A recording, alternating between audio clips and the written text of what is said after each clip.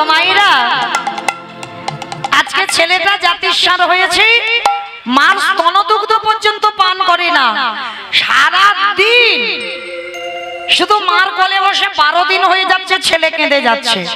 আর মায়েরা আপনারা আমরা যারা যারা মা হয়েছি তারা তো ভালো করে বুঝবো, সন্তান জন্ম দিয়ে সন্তান যদি স্তনদুগ্ধ না পান করে তার যে কত জ্বালা, তার যে কত যন্ত্রণা, এই পৃথিবীতে যে মা হয়েছে বাবা সে জানে।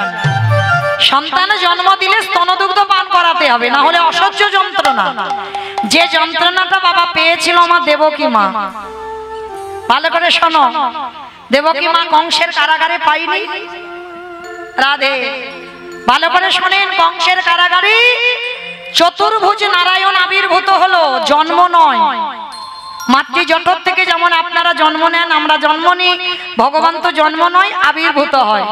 কংসের কারাগারে আবির্ভূত হলো, আর যখনই আবির্ভূত হলো এইবার বাবা বসুদেব মাথায় করে নিয়ে কৃষ্ণকে নন্দালয়ে চলে গেল। কিন্তু কারাগারে যে কি ঘটলো এইটা তো আমরা জানি না। ওইদিকে তো নন্দ উৎসব হলো জন্মাষ্টমীর পরের দিন, কিন্তু কারাগারে কি হলো এটা কি জানো? জানো না তো? তাহলে শুনে নাও। কারাগারে দেবকী মা আমার অসহ্য স্তনের যন্ত্রণায় ছটফট করে, মানে অসহ্য জ্বালা যন্ত্রণা, আর ওই যন্ত্রণা সহ্য করতে না পেরে কি করেছিল জানো?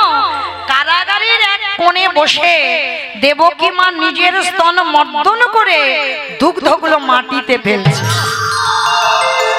যখনই মাটিতে ফেলছে ছোট ছোট পিঁপড়ে এসে দুধগুলো খাচ্ছে, আর যখনই দুধগুলো খাচ্ছে না দেবকী মা রেগে গিয়ে অভিমান বশত অভিশাপ দিয়েছিল, পিঁপড়ে তোরা আজকে আমার গোপালের আমার সন্তানের সেবার বস্তু তোরা পিঁপড়ে পান করলি, অভিশাপ দিলাম যতক্ষণ মন্দিরে ভোগ বসবে ততক্ষণ তোরা সেবার অধিকার পাবি না। আর যেদিন ওই ভোগের মালসাটা মন্দির থেকে স্থানান্তরিত হবে তখন ভোগের মালসাতে পিঁপড়ে লাগবে। মিলিয়ে নেবেন মা, ঠাকুর ঘরে ওইখানে বসিয়ে রাখবে, মালসা নিবেদন করে, পিঁপড়ে লাগবে না। কিন্তু ওইখান থেকে মালসা আপনার কাছে রেখে দেন, পিঁপড়ে ভর্তি হবে। কেন? এটা দেবকী মার অভিশাপ। কিন্তু ভগবান বলল, মা আমি তোমার পাপের জন্য তোমার দুধ খাইনি। মায়েরা আপনারা জানেন তো দেবকীর পাপের জন্য দুধ খাইনি। সেই যে রাম অবতারী, রামের মাতা ছিল কৌশলা জননী। রাম যদি 14 বছরের জন্য বনবাসী যাবে, ভরত জননী কইকেয়ী মা দুধের বাটিতে দুধ এনেছিল রামকে খাওয়াবে বলে, কৌশল্যা এসে দুধের বাটিটা ফেলে দিল। আর যখনই ফেলে দিল তখনই বাবা কইকেয়ী ফেলে দিতেই কৌশল্যা কেঁদে বলেছিল, রাম কথা দে বাবা, এর পরের জন্মে খবরদার আমার গর্ভে আসবি না, তবে আসবি তুই, তবে তোর বিমাতা কইকেয়ীর গর্ভে, তবে আসবি রাম, কথা দে কোনদিন মাতৃদুগ্ধ তুই পান করবি না। বলে এই প্রতিজ্ঞা করে রাখবা, কোনদিন মাতৃদুগ্ধ পান করবি না। আস্তে, কোনদিন যেন মায়ের দুগ্ধ না পান হয়। আজকের ভগবান কৃষ্ণ বলছে, ও মা তাহলে মনে পড়ে গেছে তুমি তো সেই কইকেয়ী মা দেবকী হয়েছ, ওই জন্য আমি তোমার স্তন দুগ্ধ পান করলাম না। কিন্তু কথা দিলাম আমার সেবার বস্তু যখন মাটিতে দিলে, আগত কলিযুগে সোনা নয়, রূপ নয়, তামা নয়, স্টিল নয়, অ্যালুমিনিয়াম নয়, শাল পাতা নয়, মা গো আমি কথা দিলাম এই যে আমার সেবার বস্তু তুমি যখন মাটিতে দিলে, ওই আগত কলিযুগে গৌর হয়ে যেদিনে যাব ওই মাটির পাত্রে আমি প্রসাদ পাবো। বলে এই প্রতিজ্ঞা করে রাখলাম, সেদিনে মাটির পাত্রে প্রসাদ পাবো। শুধু মাটির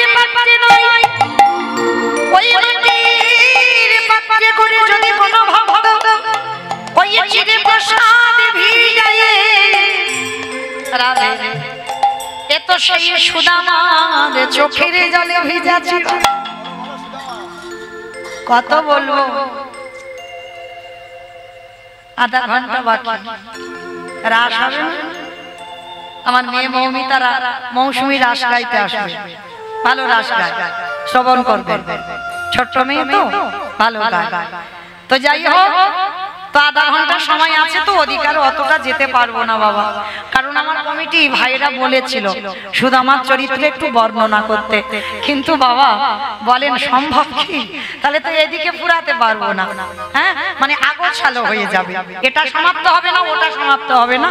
তাই আবার যদি কোনোদিন সাক্ষাৎ হয় তো সুদামার চরিত্র আস্বাদন করা হবে।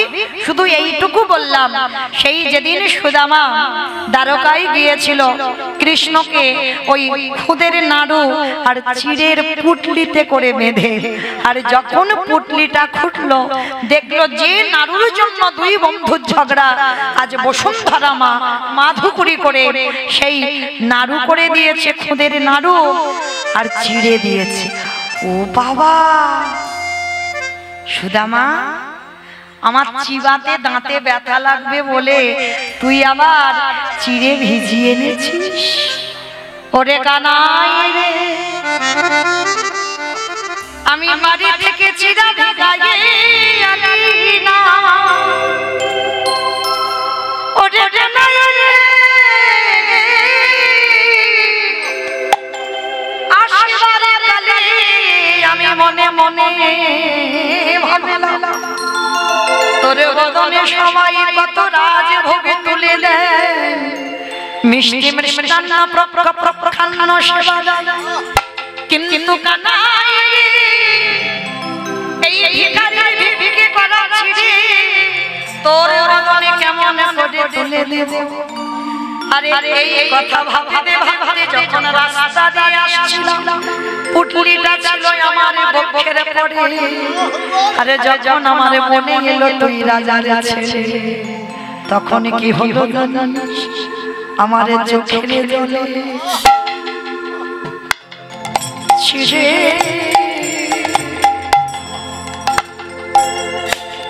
চিড়ে ভেবে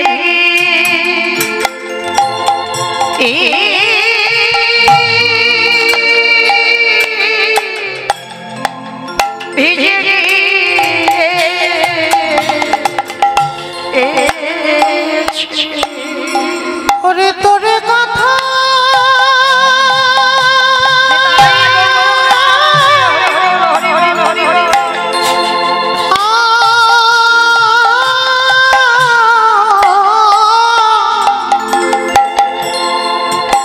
কানাই তোরে কথা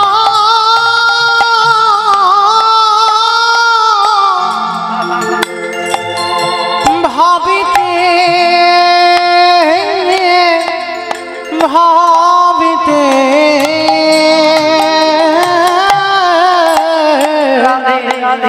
আমার চোখের জলে চিড়ে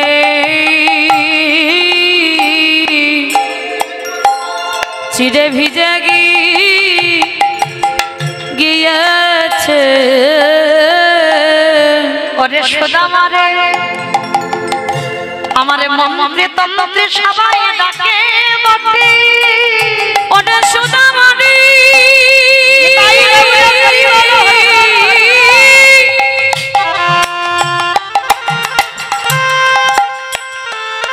এই জগতে আমায় মন্ত্রে তন্ত্রে সবাই ডাকে বটে,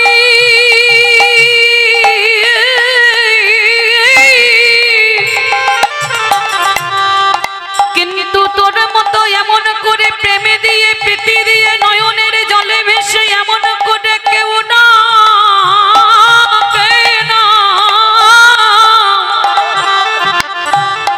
আমি যে নয়নের জলে বড় ভালো।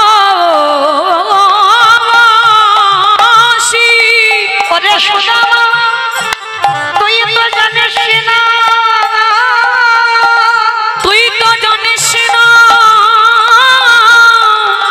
এই জগতে মন্ত্র দিয়ে ডাকলে আমি অত ভালোবাসি না, রাজভোগে দিয়ে আমায় ভালো ভালো খেতে দিয়ে ডাকলে আমি পছন্দ করি না। যদি আগে যেন ভাবতো ওই নয়নের জলে দিয়ে কাদা প্রাণে কৃষ্ণ বলে ডাকে। হা কৃষ্ণ তোমার হলো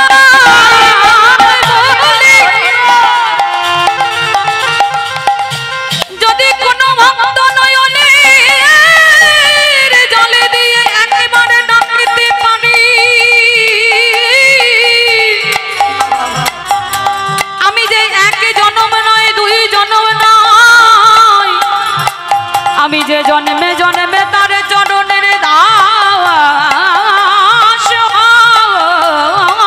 হয়ে যাই। কেন জানে শিশুদেব আমি যে ভক্ত বাৎসল্য ভগবান, আমি যে ভক্তাধীন ভগবান, ওই নয়নের জলে বড় ভালোবাসি। তাই যদি কোনো ভক্ত তোরে মতো করে কলিযুগে ডাকারে মতো ডাকতে পারে, আমি তারে দরজা আমি বন্দী হইব। তাই গৌর হরি বল। ওই প্রেমে দিয়ে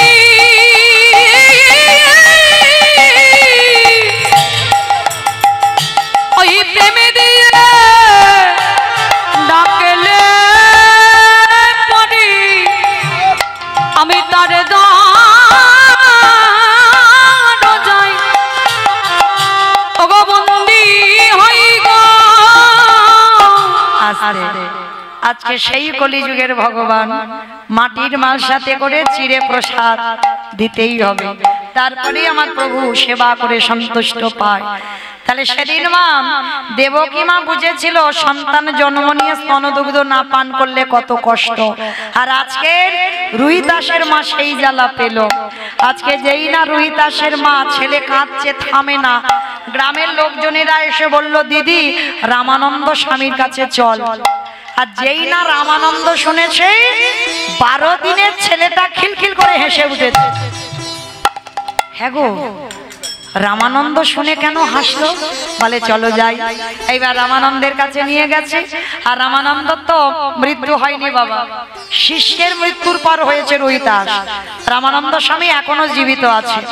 আর রামানন্দ স্বামী যেই না ছেলেটাকে কোলে নিল, আর কোলে নিতেই ছেলেটাকে নিয়ে পিঠে হাতটা বুলিয়েছে। আর পিঠে হাতটা বোলানোর সঙ্গে সঙ্গে চমকে একে সত্যি করে বলে তুই কে? আমাইরা চমকে উঠলো কেন? সেই যে আগের জন্মে লাঠিটা মেরেছিল চিহ্নটা পড়ে আছে। শিষ্যকে নিয়ে বলছে ওরে আমি বুঝেছি তুই আমার সেই শিষ্য, আজ আমার জন্য 12 দিন কিছু খেলি না। আয় বাবা, এক মুখে অভিশাপ দিয়েছিলাম তুই মুচিকুলে যাবি, আর এক মুখে আশীর্বাদ দিলাম জগতে যত কৃষ্ণ প্রেম ভক্তি সব তোর মধ্যে উদয় হোক। এক মুখে অভিশাপ দিয়েছিল, আশীর্বাদ দিল।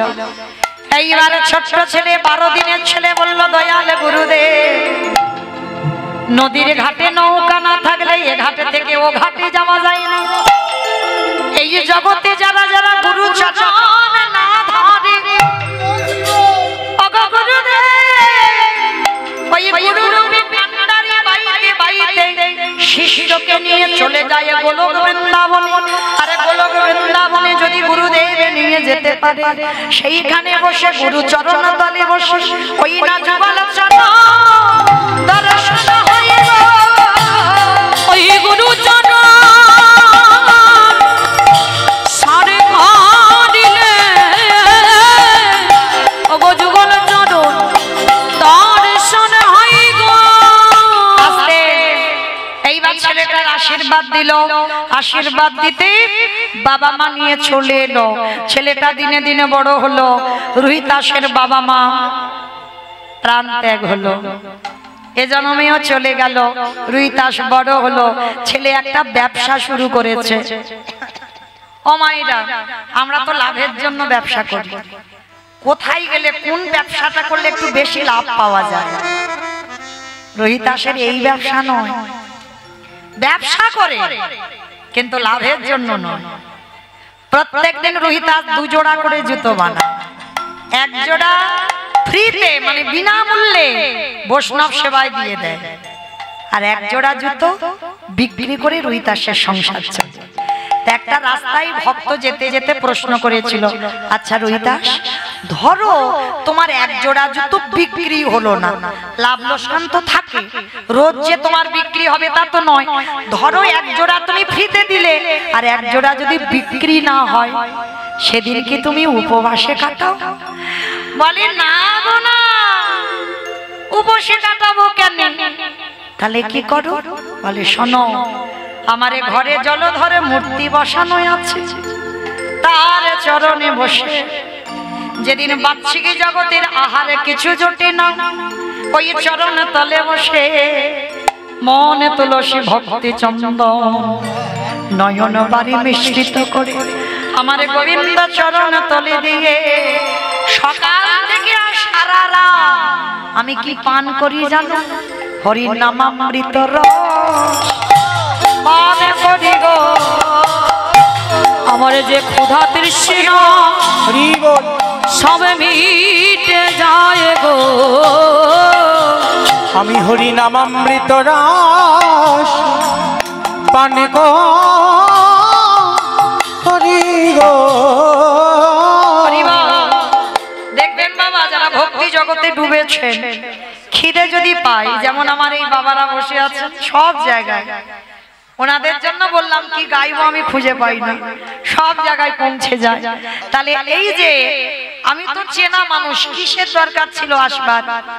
আমার জন্য আসা নয়, এই হরির নামামৃত রস একটু পান করবে। আর এই রসটা যে একবার পান করতে পেরেছে, এই রসে যে একবার ডুবেছে, তার আর সংসার জীবন ভালো লাগে না। মানে সর্বদা কোথায় একটু কীর্তন হচ্ছে, ভাগবত হচ্ছে, পাগলের মতো ছুটে ছুটে যায়, হ্যাঁ, এটাই তাদের মনে হয়। তা সেই রোহিদাস অনেক ভজন জগতে অনেক বড় ভক্ত হয়েছে, সারাদিন হাতে করে কাম, মুখে বলে না। আর এদিকে ভগবান মনে মনে ভাবছে, ও বেটা তো মুচির ছেলে, ওকে তো জাতে তুলতে হবে, কিন্তু কি করে জাতে তুলবো? সমাজ তো মেনে নেবে না, সমাজ তো বলবে ও মুচি, ছোট যা। কিন্তু ওরা তো সবাই জানে না, মুচি হয়ে সুচি হয় যদি কৃষ্ণ ভজে, যদি কৃষ্ণ ভাজি, সুচি হয়ে মুচি হয় যদি কৃষ্ণ, যদি কৃষ্ণ তেজি। এইবার ভগবান কি করেছে বাবা? চিন্তায় বসেছে, আর ঠিক সেই সময় যুধিষ্ঠির মহারাজ এসেছে। কৃষ্ণ কৃষ্ণ, কটা কথা ছিল। কি কথা? বলে দেখো, কুরুক্ষেত্রের মাঠে পিতামহ ভীষ্মকে সরসজ্জায় দিলাম, অষ্টগুরু দ্রোণাচার্যকে বধ করলাম, আমার ভাইদের মারলাম, ভগ্নিপতিকে মারলাম, আত্মীয় পরিজনকে মারলাম, এতে তো পাপ হয়েছে। তা ভগবান বলে হ্যাঁ, তা একটু হয়নি, তা তো হয়েছে। কৃষ্ণ, সব পাপ থেকে মুক্তি পাবো কি করে? ভগবান মনে মনে চিন্তা করছে, এই তো সুযোগ, এই সুযোগে আমি বেটা মুচির ছেলেটাকে একটু জাতে তুলবো। কিন্তু কি করে জাতে তুলবো? বলে শোনো, একটা কাজ করতে হবে, তোমাদের যজ্ঞ করতে হবে। যজ্ঞ? আমি তো রাজস্বাই যজ্ঞ করেছিলাম। বলে শোনো, করেছো, কিন্তু প্রকৃত বৈষ্ণব সেবা হয়। আর যেদিন তোমরা প্রকৃত বৈষ্ণব সেবা দেবে, ওই সেবার গ্রাসে গ্রাসে স্বর্গে জয় ঘন্টা বাজবে, আর ঘন্টা বাজলেই মনে করবে পাপ থেকে মুক্ত। তাহলে কি হবে? চিন্তায় পড়ে গেল। আর চিন্তায় পড়ে গিয়ে বাবা ভগবান বলছে, শোনো, যে কেউ গেলে হবে না, আমার বিচারে একজন বৈষ্ণব আছে। কে? কাশী ধামে যার নিবাস, যার নাম হলো আমার ভক্ত রোহিদাস। যেই না বলেছে, পঞ্চ পাণ্ডব লাভ দিয়ে চলে। বলে কৃষ্ণ, তুমি বলো কি? একটা মুচি? অসম্ভব, ওই মুচিকে আমি নিমন্ত্রণ করতে পারবো না। বলে করবে কি করবে না সেটা তোমাদের ব্যক্তিগত ব্যাপার, তবে হ্যাঁ, নিমন্ত্রণে যদি যেতে হয়, তৃতীয় পাণ্ডব অর্জুনকে যেতে হবে। কেন বাবা? ওই বেটার বড্ড অহংকার, কারণ ওর রথে সারথি তো কৃষ্ণ, কিন্তু ও তো জানে না যত রথ বসে আছে, এই প্রতিটা রথের সারথি হলো আমার পরমাত্মা রূপী কৃষ্ণ। আমার কোন রথ?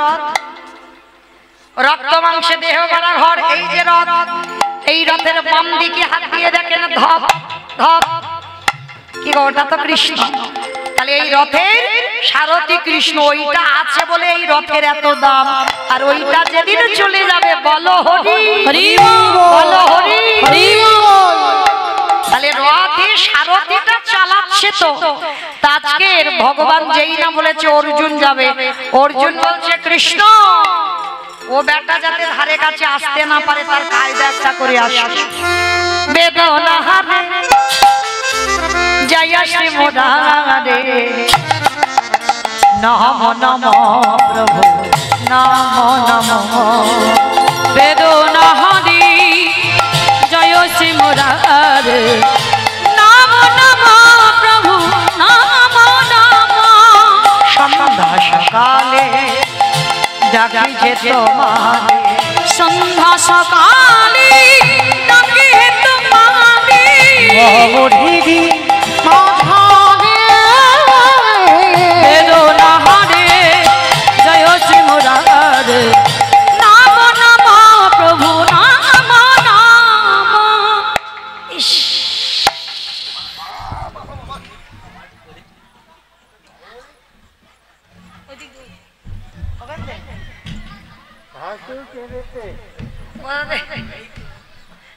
কোথা থেকে এলে বলো তো এত গন্ধ হঠাৎ করে? কোন দিক থেকে? এদিক থেকে? এ বলে এদিক থেকে, এ বলে ওদিক। কোন দিক থেকে বাবা? এদিক থেকে? কোন দিক থেকে গন্ধ আসছে? হমা তোমরা একটু পাচ্ছ একটা গন্ধ? কেউ পাচ্ছ না? হরি বল। হমাইরা এখানে কেন গন্ধ হবে? এখানে তো সুবাস। এই যে ভক্ত সেবা দিচ্ছে,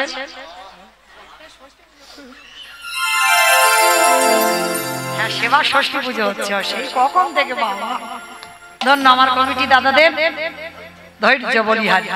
সেই আমি ওটা থেকে প্রসাদ হয়ে, যদিও বা প্রসাদ নয় সেবা হচ্ছে, তবু আমি পরবর্তীতে আমি একটা অধম কীর্তনিয়া বলে যাই। ভক্ত সেবা হচ্ছে যেহেতু, কিন্তু সাধুগুরু বৈষ্ণব সেবার জন্য কিছু ব্যবস্থা যেন পরবর্তী বছরে, এবছর তো হয়ে গেল করার কিছু নেই, পরবর্তী বছরে আমি আসি বা না আসি বৈষ্ণব সেবার জন্য কিছু ব্যবস্থা রাখতে হবে। কারণ ভক্ত সেবার জন্য ভক্ত সবাই, কিন্তু বাবা যারা সাত্বিক আহার করি আমরা তাদের জন্য একটা ব্যবস্থা রাখতে হবে। যারা সাত্বিক আহার করে না তারা তো ওখানে পেতে পারবে, আর যারা সাত্বিক আহার আমরা করি আমরা তো পেতে পারবো না। ওই জন্য আমার কমিটি দাদাদের বলে যাব, সে 50 জন হোক আর 30 জন হোক আর 20 জন হোক, পরবর্তী বছরে কোনো বৈষ্ণব দিয়ে যেন একটু বৈষ্ণবদের জন্য আমার ভগবানের জন্য অন্নপ্রসাদী হয়। এইটুকু তোমাদের চরণে আমার মতো অধম কীর্তনিয়ার নিবেদন। নিতাই গৌর প্রেমানন্দে হরি বল। কারণ এটা আমার কথা নয়, লীলা শুনলে বুঝতে পারবেন। যাই করো না কেন বৈষ্ণব সেবা দিতেই হবে, যাই যজ্ঞ করো না কেন, যাই অনুষ্ঠান করো না কেন বৈষ্ণব সেবা দিতে হবে, তবে পরিপূর্ণ ফল। কেমন? আজকে দেখেন এইবার গন্ধটা আসছে কোথা থেকে? মুচি পাড়াতে অর্জুন গেছে রুইদাসের দরজার ধারে গিয়ে বলছে, রুইদাস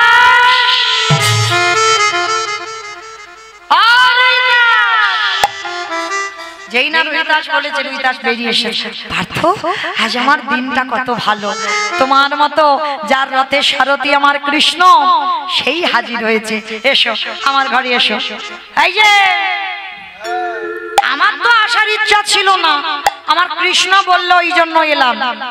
তো শোনো, আমি তোমাকে নিমন্ত্রণ করে যাচ্ছি, তুমি নাকি নতুন করে বৈষ্ণব হয়েছ, তো আমি সন্ধ্যাবেলা একটু বৈষ্ণব সেবা দেব, আর অন্যান্য বৈষ্ণবরা যাবে।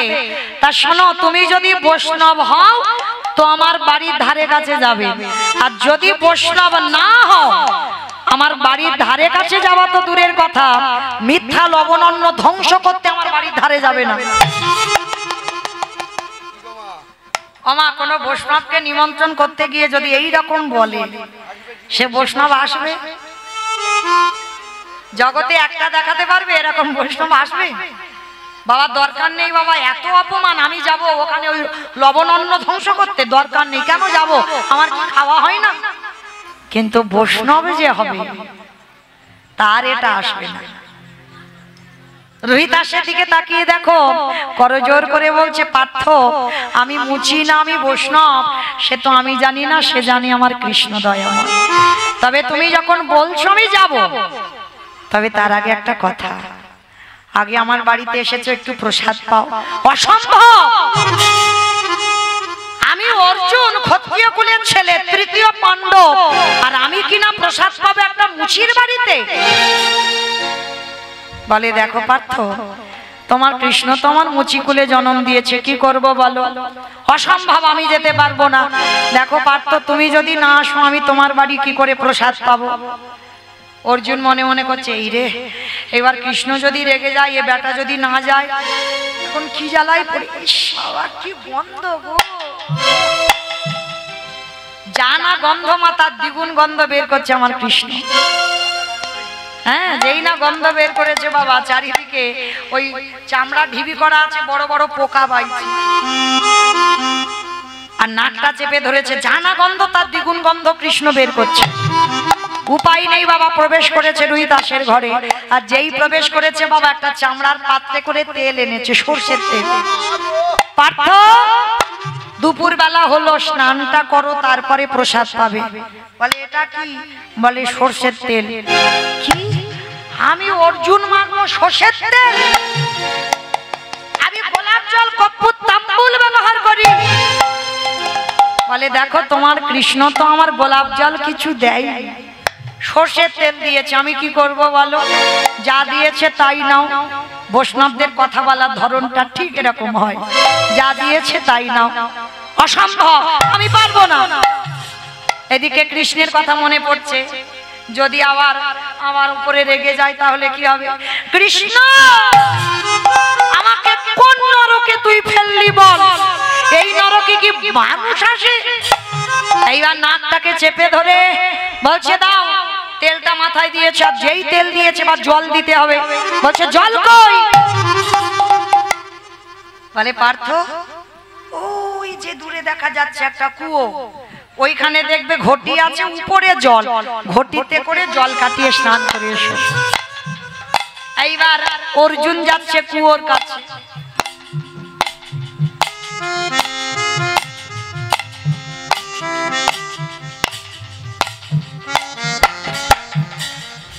আমার কুয়োর কাছে গিয়ে দেখছে চামড়া ভিজানো আছে। ইস, রোহিতাস, জল কই? বলছে পার্থ, ওখানে কাঠি আছে, কাঠিটা দিয়ে ওই চামড়াগুলোকে সরিয়ে দিয়ে জল তোলো।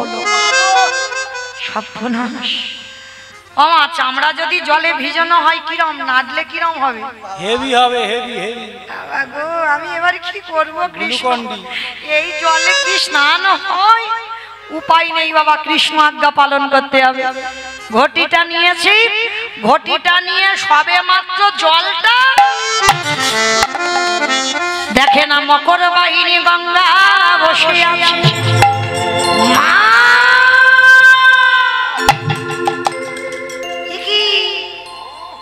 শেষে কুয়োতে মার গায়ে পোকা বাইছে, আর পতিত পাবনী গঙ্গা অর্জুনকে দেখে কুয়োর নিচে চলে গেছে।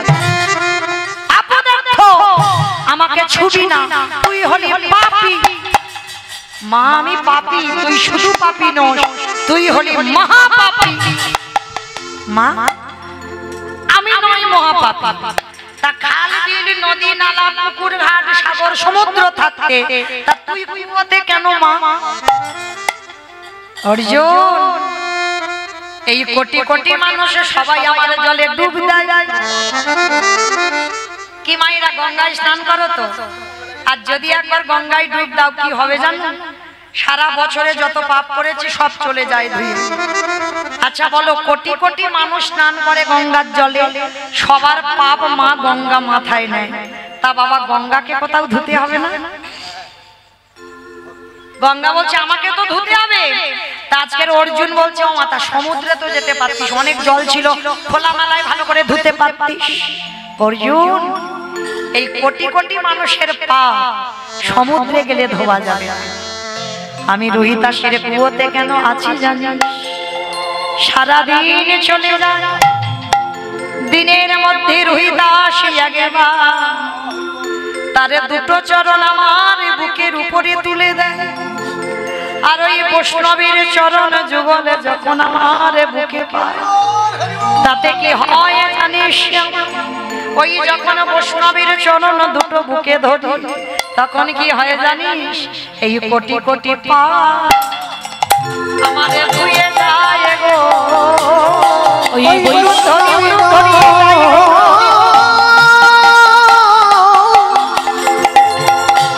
ওই বৈষ্ণবের চরণ পরশে আমার কোটি কোটি পা ধুয়ে যায় গো। আস্তে যেই না বলেছে কোটি কোটি পাপ ধুয়ে যায়, অর্জুন যা তুই রোহিতাসের চরণ ধরে ক্ষমা চা। ছুটে গেল রোহিতাসের কাছে, রোহিতাস আমার ক্ষমা করে দাও, আমি তোমায় নিমন্ত্রণ করছি, তুমি যাবে। কিন্তু অর্জুন নিজের ভুল বুঝতে পারলো, রোহিতাসকে কাশীধামের অন্যান্য বৈষ্ণবদের নিমন্ত্রণ করে গেল, দ্রৌপদী রন্ধন করে সবাইকে সেবা দিল, আর মুচিকে সেবা দিয়েছে। কিন্তু কি করেছে জানো? ওই রোহিতাস সবগুলো একসঙ্গে মাখিয়েছে, একসঙ্গে মাখিয়ে ভোজনেছ জনার্দন বলে বদনে দিয়েছে। সে বাবা ঘন্টা বাজে না, ছুটে গেল অর্জুন।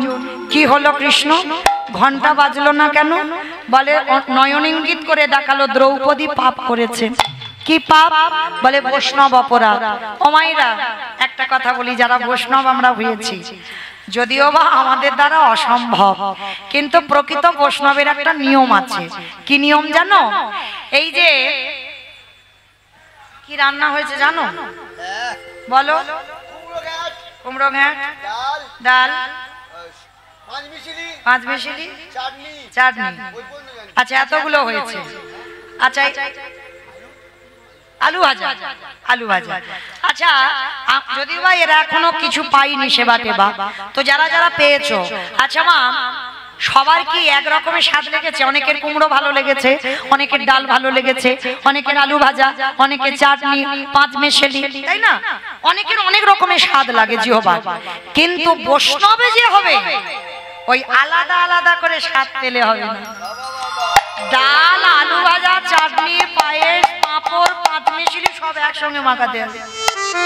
ভগবানের প্রসাদী যারা পান দেখবেন সব একসঙ্গে দেয়, আর একসঙ্গে মাখিয়ে নিয়ে প্রসাদ পায়, আর দেখবেন মা ওই স্বাদটা একেবারে আলাদা। যারা পান তারা ভালো করে জানবেন, যারা পান না তারা বুঝতে পারবেন না। কিন্তু যারা প্রসাদ বুঝি তারা ভালো করে জানে ভগবানের ওই যে একসঙ্গে মাখিয়ে পাওয়া তার একটা আলাদা স্বাদ। আর বৈষ্ণবে যে হবে তাকে এইটা কেন করতে হবে? ওই যে ডালটা ভালো হয়েছে মানে বাবা দুবার চাইবে, তাহলে তো লোভ জন্মে গেল, লালসা, এটা যেন বৈষ্ণবের না আসে, ওই জন্য সব একসঙ্গে মাখাতে হবে। রোহিতাস ছিল তেমন বৈষ্ণব, একসঙ্গে মাখিয়েছে। এইবার আলাদা করে অর্জুন বলার পর সঙ্গে সঙ্গে নিমন্ত্রণ করে নতুন করে রোহিতাসকে সেবা দিল।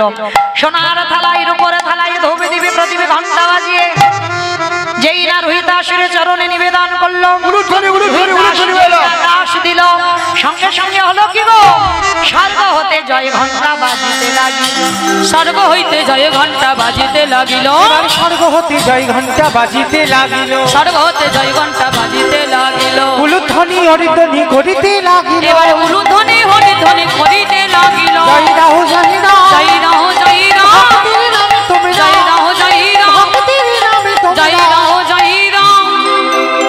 এইবার রোহিতাসের সেবা হলো, ঘন্টা বাজলো, পাপ থেকে মুক্ত। অমাইরা কি বুঝলাম লীলাটা শুনে? যাদের সঙ্গে কৃষ্ণ ছিল তারাও তো পাপ করেছিল, তাহলে আপনারা আমরা পাপ ফেললেই পাপ, তাহলে যারা পাপ কর্ম করব একটা বৈষ্ণব সেবা দাও। বছর অন্তর যদি বৈষ্ণব সেবা দিতে পারো সমস্ত পাপ আমাদের খণ্ডন হয়ে যাবে। সমস্ত পাপ যখন খণ্ডন হয়ে যাবে আজকে তখনই আমরা ভগবত মুখী হতে পারবো। আজকে সেই রোহিতাস বলছে, প্রভু কৃপা করে তুমি একবার যুগল রূপে দর্শন দাও। ও মাইরা এরপরে যেহেতু রাস হবে, নিয়ম আমাদের উচিত একটু অভিসারে গিয়ে রাখা, কেমন? না হলে হরিবাসরটা চলছে তো একটু অপরাধ হয়ে যায়। তো যেহেতু বাবা এটা অষ্টকালীন নয় ঠিক কথা, তবু রাসের আগে একটুখানি ওই অভিসারটা করে রাখতে হয়। চলো একটা অভিসারের পদ শুনে আমরা পরবর্তীতে আমি মৌমিতা গাইলাম, এবার আমার মেয়ে মৌসুমী আসবে, রাসলীলা পরিবেশন করবে। সবাই দেখি একসঙ্গে আমরা অভিসারের পদ শুনবো। বাঁশি বাজে বাঁশি বাজে বাঁশি বাজে রাহি সাদে পড়ে গেল উল। বাঁশি বাজে রাই সাজে বাঁশি বাজে রাই সাজে পড়ে গেল বাঁশি বাজে রাই সাজে পড়ে গেল উল। বাঁশি বাজে রাই সাজে পড়ে গেল কি সাজিতে কি না সাজে সবই হইল ভুল, সবই হইল ভুল। কি সাজিতে অমাইরা রাধারানী অভিসারে যাবে সাজছে কিরকম? মুকুরে আঁচড়ে রায় বাঁধে কেশভা। ও মুকুরে আঁচড়ে রাই বাঁধে কেশভা। মুকুরে আঁচড়ে রাই বাঁধে কেশভা। মুকুরে আঁচড়ে রাই বাঁধে কেশভা। পায়ে পরে ফুলের মালা। আমা মুকুর মানে কি গো? মুগুর মুগুর মুকুর মানে আয়না। রাধারানী আয়না নিয়ে চুল আঁচড়াচ্ছে, চিরুনি নিয়ে মুখ দেখছে, কেমন প্রেম দেখো। সব ওলট পালট। আর কি করছে? ফুলের মালা পায়ে পরে অনকরি বিচার নকরি বিচার। ফুলের মালা পায়ে পরে অনকরি বিচার নকরি বিচার। চরণে অঞ্জন করে নয়নে আলোতা। ও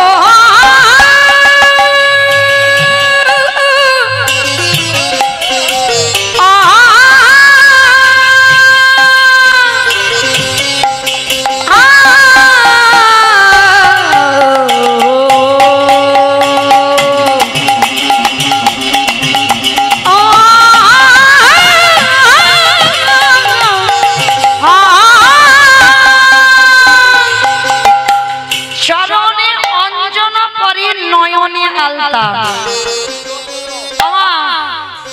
পরবর্তী দলকে হরিবাসরে আসতে বলো। এই অঞ্জন মানে কি? লিপস্টিক। অঞ্জন মানে নাকি লিপস্টিক? কাজল। কাজল কোথায় পড়ে গো? নাকে নাকে চোখে। রাধারানী পায়ে পড়েছে কাজল, চোখে আলতা দিয়েছে। আমা আলতা যদি চোখে টেনে দেওয়া হয় কিরকম লাগে? হেভি। যেন কাছে থেকে নেমে আসছে না। এটা কিরণমালা। কিরণমালা না কটকটি। রাধে এইবার লক্ষ্য করে দেখেন বাবা, এখনো সাজ কমপ্লিট হয়নি, আরো সাজছে কিরকম? তালি হৃদয় মাঝারে পাহাড়ে অঙ্কুরাদের পাতা গো অঙ্কুরাদের পাতা। হৃদয় মাঝারে পাহাড়ে অঙ্কুরাদের পাতা গো অঙ্কুরাদের পাতা। আমা বঙ্কুরাজের পাতা মানে কি? বিছুটি পাতা। একটাও ঠিক বলে না। বলে কলা পাতা। জানো না? মেহেন্দি পাতা। মেহেন্দি গাছের নাম হচ্ছে বঙ্কুরাজের গাছ। তখনকার দিনে রাধারানী ওই শিলনোড়াতে বেটে হাতে ডিজাইন করতো, আর এখন তো কোম্পানি বেটে ছেড়ে দিয়েছে, একটু ডিজাইন করলেই হবে। হ্যাঁ, ওই জন্য রাধারানী হাতে না করে পায়ে না করে হৃদয়ে করছে। আরো সাজছে। কি সাজছে জানো? শ্রবণে পড়ায় রায় রেশানো সাজনা। শ্রবণে পড়ায় রাই রেশানো সাজনা। শ্রবণে পড়ায় রায় রেশানো সাজনা। শ্রবণে পড়ায় রাই রেশানো সাজনা। আমার বেশর মানে কি? আমার রাসলীলা টিলা শোনো তো। অভিসারের পর বলে দাও। এটা অভিসারে পাঠাচ্ছি, না হলে রাস হবে না। বলো বেশর মানে কি? জানো না? হাই ভগবান। বেশর মানে এই যে নাকের এই জায়গাটা এখন করে নতুন করে সব পড়ছে, দেখেছে একটা নুলক মতো, ওইটাকে বেশার বলে। রাধারানী নাকেরটা কানে দিয়েছে, কানেরটা নাকে দিয়েছে, আর মাথার বেনিটা করে নাসার ওই উপরে পরে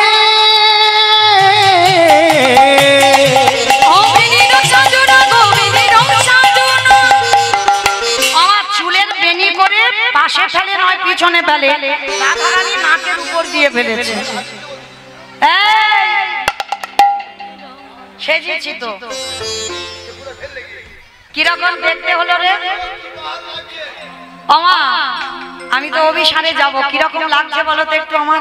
দারুণ দারুণ, খুব ভালো, খুব সুন্দর। তারা রাধারানী সখীগণ বলছে আমি নাই, আমি নাই, আমি নাই, আমি নাই। একটা আয়না ধরেছে সখীরা, ললিতা বিশাখা আয়না ধরেছে, বলছে রাধে তুই দেখে বল কিরকম সেজেছিস, তোর সাজ দেখে বর্ণনা করা যাচ্ছে না। এইবার বলছে আমি নাই, আমি নাই। আরে কে আছে বলবি তো? দাঁড়ায় আছে, দাঁড়ায়ে আছে মুরলীধারী দাঁড়ায় আছে, মুরলী ধরে দাঁড়ায়ে আছে, আদর করে ডাকছে কাছে, মুরলী ধরে দাঁড়ায়ে আছে, আদর করে ডাকছে কাছে। মুরলী ধরে দাঁড়ায়ে আছে। এত সুন্দর পদটা যিনি গাইলেন তিনি কে? বংশী বাদনে কহে যাই বলিহার, বংশী বাদনে কহে যাই বলিহারি, বংশী বাদনে কহে যাই বলিহারি, বাদনে কহে যাই বলিহারি। বেশ এইখানে রাখলাম, এইবার এখান থেকে রাস শুরু হবে। চলেন, রাধা গোবিন্দ যুগলে দাঁড়ালেন, সখীরা সবাই মিলে যুগল দর্শন করলেন।